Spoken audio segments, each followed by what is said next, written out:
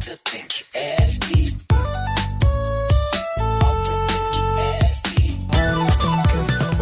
let's jump into a realm that's just defined by speed, right?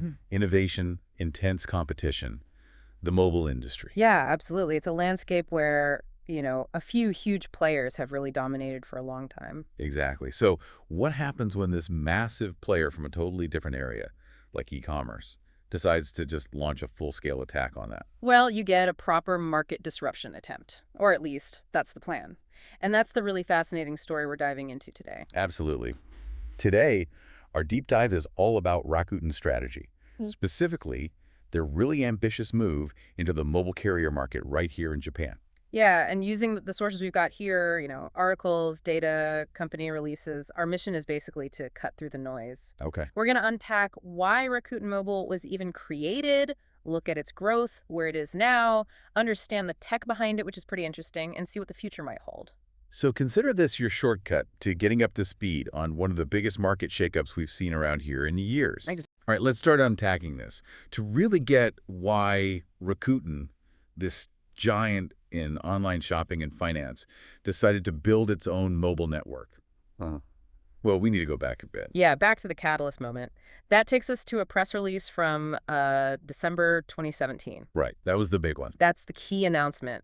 Rakuten basically declared, okay, we're going to become a full mobile network operator, an MNO, joining the big leagues with Docomo, RO, SoftBank. And the reason they gave for this huge undertaking. Well, the sources consistently described the Japanese mobile market back then as essentially an oligopoly, just held by those few big names.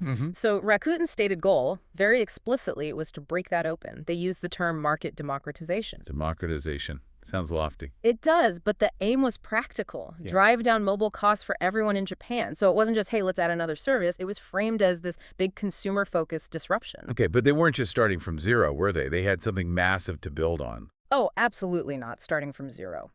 A huge part of their strategy, maybe the core of it, was leveraging their existing base. I mean, think about it. Yeah. Over 1.2 billion global members across everything they do. And crucially, about 100 million unique Rakuten IDs just here in Japan. Wow. 100 million potential customers before day one. That's a serious advantage. It's a massive head start.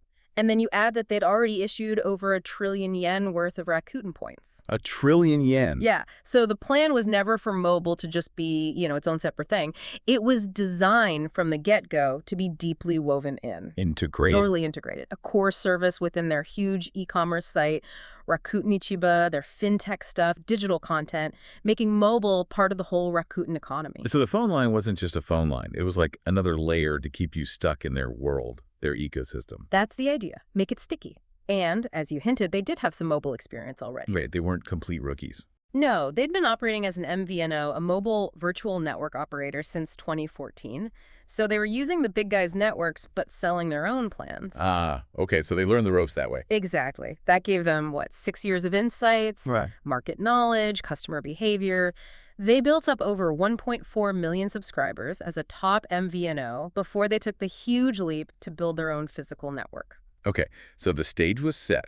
They saw a market they thought was stagnant, had a mission to cut costs, this incredible ecosystem and points program, plus some real-world MVNO experience. Yep. That brings us to the actual strategy. What did they actually do once they had their own network? Okay, so their main plan now, which they launched in June 2023, is called the Rakuten Saikyo plan. Saikyo, strongest plan. Literally the strongest plan, yeah. And the core idea is, honestly, simplicity. It's just one single plan. One plan, that's unusual. Very. And the monthly fee just adjusts automatically based on how much data you use. Get this. Once you go over 20 gigabytes, data usage is unlimited. Unlimited after 20 gigs. Yep. Though, they do say they might manage speeds if things get super congested, just to be fair. But still, unlimited is the headline. That simplicity must be a big draw compared to the often confusing plans from the other guys. It's definitely a key selling point. And the strategic hook, the real core bet, is how deeply tied Rakuten Mobile is to that whole Rakuten ecosystem. Right. It's not just about the phone service itself. Not at all. You don't just earn Rakuten points doing other things. You can use those points directly to pay your phone bill or even buy a new phone with points. Yeah. The points. Okay, this is where that ecosystem muscle really flexes, especially for people already deep in the Rakuten world. Precisely. It creates this really powerful, sticky loop. And it goes further. There's the SPU program, Super Point Up. SBU. Yeah, basically, if you're a Rakuten mobile customer, you actually earn more points when you shop on Rakuten Ichiba, their big online store. Oh, interesting. So using the phone service makes your shopping more rewarding. Exactly. It's a loop. One service feeds the other. They're trying to make the mobile service almost a no-brainer if you're already a heavy Rakuten user. It sounds like they want it to be the center of your digital life, at least within their universe. That's clearly the goal. Make it the hub. And another big feature they pushed hard from the start was the Rakuten Link app. Rakuten Link. What's that? It's an app that lets you make domestic voice calls for free. Free calls. To anyone. Yep, free domestic calls. And the key thing is it's not just to other Rakuten mobile users. It includes calls to people on Docomo, AO, SoftBank, even landlines in Japan. For free. Wow, free calls nationwide. Mm. That's a direct hit at the traditional call charges, isn't it? It's definitely a distinct feature, yeah. They also tried to make signing up really easy. How so? Well, the sources talk about easy online applications, simple activation. They claim you can activate an eSIM in as little as 3 minutes. eSIM, the digital one, no physical card needed. Right. And they heavily advertised zero contract fees, zero transfer fees. Although, it's worth mentioning, there's apparently a small catch now about an early termination fee if you bail within the first year. But initially, it was all about no strings attached. Okay, so a clear strategy. Simple plan, lean heavily on the ecosystem and points, free calls, easy sign up.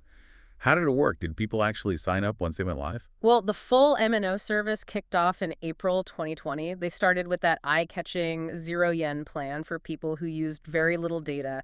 That definitely got attention and pulled in early adopters. The 0 yen plan, I remember that. Yeah, it caused a stir. Looking at the growth numbers in the sources, you can see they built momentum, especially recently. They had 5 million total lines in August 2023, Okay. then jumped to 6 million by December 2023, reached 7 million in June 2024, and then things really sped up. Yeah. 8 million by October 2024. Hold on, that's 1 million lines in just 4 months, from June to October. Yeah, serious acceleration. It shows they really hit a growth spurt. Then 8.3 million in January 25, 8.5 million in February 25. Still climbing fast. And the sources specifically mentioned they saw an uptick in younger users around that time. The latest number we have is 8.63 million total lines as of the end of March 2025. Okay, 8.63 million. And how much of that is their own network, the MNO? Out of that 8.63 million, 7.78 million are specifically MNO lines. The rest are likely leftover MVNO lines or maybe business accounts. So just looking at 2024, they added over 2.3 million lines in that year alone. That's pretty significant growth in a single year. It is a really rapid pace of acquisition. Now, to put that in context, remember those market share figures from March 2023? Vaguely. Docomo was biggest. Right. Docomo had about 40.5%, Vero was 31.7%, SoftBank 21.3%, and Rakuten Mobile was down at 6.5%. Only 6.5% back then. Yeah. Now, obviously, that 6.5% is before this big growth surge we just talked about. So they started small, but they are clearly gaining ground now, chipping away at the big three's share. Definitely growing and making inroads. What's their target? What number are they aiming for? Well, way back in that 2017 announcement, they threw out a really ambitious long-term number, like over 15 million subscribers. 15 million? Yeah, big number. More recently, they've focused on hitting 10 million total lines. Rakuten's CEO, Mikitani, actually said recently they expect to cross that 10 million mark sometime this year in 2025. Okay, so 10 million is the big milestone they're chasing right now. Okay. Let's shift gears a bit. The network itself. They made some pretty bold claims about the technology they were using. Oh, yeah. That was a huge part of their story. Building what they claimed back in 2019 was the world's first fully virtualized cloud-native mobile network. Okay, fully virtualized cloud native. Sounds fancy. For you listening, what does that actually mean? Break it down, Course. Okay, think of it like this. Traditional mobile networks often need lots of specialized, expensive hardware boxes for different jobs. Right, custom gear. Rakuten's idea was to separate the software that does the network stuff from the hardware it runs on. So they aim to run large parts of their network using more generic, cheaper, off-the-shelf server equipment. Kind of like how big cloud data centers work. So using smart software on standard computers instead of needing custom machines for everything. Is that the gist? That's a good way to put it. The big advantages they were shooting for were, 1, lower costs, much cheaper to build and run the network, and 2, more flexibility. Flexibility how? Like instead of needing massive physical upgrades to add more capacity or roll out new tech like 5G, they could theoretically do a lot of it just by updating the software. Scale up faster, add features quicker. That sounds, revolutionary if it works. A totally different way to build a network. Cheaper, more adaptable. Are they also thinking beyond ground towers? I saw something about space. Yes. They also have this project called Space Mobile. It's a pretty ambitious plan to use communication satellites as part of their network. Satellites, like connecting your phone via space. Seriously. Yeah, exactly. Communication satellites. The idea is to use them to get coverage in really remote places where building towers is hard or doesn't make economic sense. Ah, for rural areas and stuff. Right. And also for backup, like during natural disasters, if the ground networks get knocked out, it's definitely a longer-term play for wider, more resilient coverage. Okay, so super innovative tech on paper, looking towards satellites even. But yeah, how is this cutting-edge network actually performing today for real users? Is the quality consistently good? Well, that's where the picture gets a bit more complicated, according to the sources. There was a user survey done just recently, March 2025. Okay, what did it find? When they asked users about Rakuten Mobile's communication quality, opinions were pretty mixed. Actually, slightly more users said the quality hadn't improved. That was 43% compared to those who felt it had improved, which was 35%. Okay. So not exactly a glowing report card from users yet, despite the tech. Why the mixed feelings? What reasons did people give? Well, the users who did see improvement often talked about coverage getting better. You know, places that didn't work before now have signal, or they mentioned seeing better speeds in new 5G areas. So where they have built it out, it's working better. Makes sense. Right. It suggests the network expansion is paying off in those specific locations. But what about the larger group, the ones who said quality hadn't improved? Their complaints often came down to inconsistency. Spotty coverage still in certain places, data speeds that jump around depending on location or time of day. You know, building a truly nationwide network with rock-solid quality everywhere is just a massive, massive job. Yeah, I can imagine. And the feedback suggests Rakuten's still working through those consistency issues. And this whole build-out, putting up the towers and equipment, it hasn't all been smooth sailing, has it? Weren't there some official notes about their progress? That's right.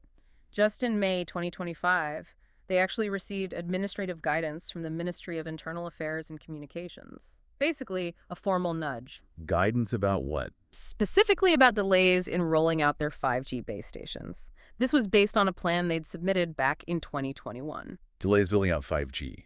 Why? What happened? The guidance mentioned technical challenges they ran into while building out their 5G SA network. SA standalone? Yeah, standalone. That's the true 5G that runs on its own core network, separate from 4G. It's more advanced, but also apparently trickier to build. Rakuten Mobile said in response that they're planning to seriously ramp up deployment in fiscal 2025 to catch up. Okay, so technical hurdles with the advanced 5G rollout. But they do claim pretty wide 4G coverage, right? They do. They claim 98.7% population coverage for 4G back in June 2023. But as that user feedback shows, population coverage on paper doesn't always mean perfect, consistent service everywhere you actually go. Right, so you've got this ambitious, innovative tech to rapid subscriber growth, but also the messy, expensive reality of building a huge physical network, hitting technical snags, and users noticing inconsistencies. Exactly. And like you said, messy and expensive. Building all this infrastructure costs an absolute fortune, which leads us nicely into the financial side of things. Yeah, this must be costing Rakuten Group a phenomenal amount of money. Yeah. How is it impacting their overall bottom line? Well, looking at the big picture, the FY 2024 results for the whole Rakuten Group, they actually hit record high revenues overall. Record revenue? That sounds good. It does, but despite that record revenue, the group as a whole still posted a net loss, and it was their 6th year in a row of net losses. Oof. 6 straight years of losses for the whole group.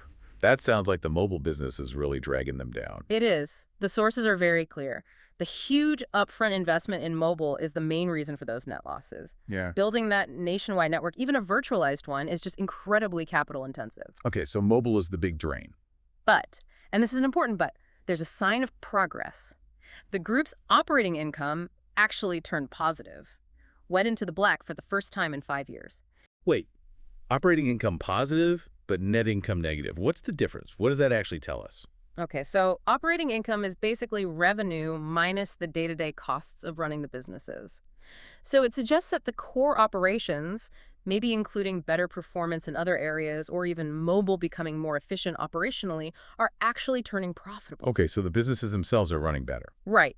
But then you factor in the massive capital spending, the capex, for building the network, plus maybe interest payments on debt they took out to fund it all. And that's what pulls the final net income down into the red. Got it. So operations improving, but the sheer cost of building the mobile network is still overwhelming the bottom line for now. That's the story it tells. It highlights this tension. The operational side is getting healthier, but the massive investment burden of mobile is still the dominant financial factor. So even though mobile is costing so much, it's causing overall losses, the underlying businesses, maybe even mobile ops themselves, are getting stronger. Precisely. Yeah. And this brings us right back around to the power of that ecosystem we talked about earlier. Right. Mobile might be bleeding cash on the net income line now, but its strategic value is supposed to be locking users deeper into that whole ecosystem, which does make money and builds loyalty. And we can see that ecosystem power elsewhere. Yeah, look at something like QR code payments.